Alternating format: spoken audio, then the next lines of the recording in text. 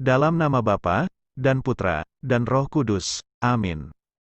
Bacaan pertama tanggal 16 Januari tahun 2021, diambil dari Ibrani bab 4 ayat 12-16. Sebab firman Allah hidup dan kuat dan lebih tajam daripada pedang bermata dua manapun, ia menusuk amat dalam sampai memisahkan jiwa dan roh, sendi-sendi dan sumsum, ia sanggup membedakan pertimbangan dan pikiran hati kita. Dan tidak ada suatu makhluk pun yang tersembunyi di hadapannya, sebab segala sesuatu telanjang dan terbuka di depan mata Dia, yang kepadanya kita harus memberikan pertanggungan jawab. Karena kita sekarang mempunyai imam besar agung, yang telah melintasi semua langit, yaitu Yesus Anak Allah, baiklah kita teguh berpegang pada pengakuan iman kita. Sebab imam besar yang kita punya, bukanlah imam besar yang tidak dapat turut merasakan kelemahan-kelemahan kita, sebaliknya sama dengan kita, ia telah dicobai, hanya tidak berbuat dosa.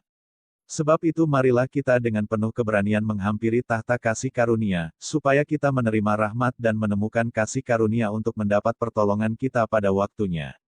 Demikianlah sabda Tuhan. Mazmur bab 19 ayat 8-10. Dilanjutkan ayat 15.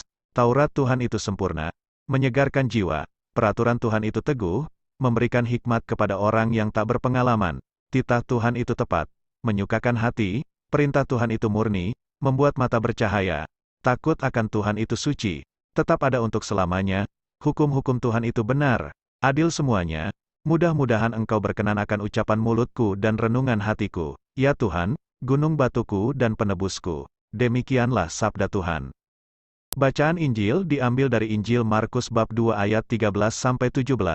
Sesudah itu Yesus pergi lagi ke pantai danau, dan seluruh orang banyak datang kepadanya. Lalu ia mengajar mereka.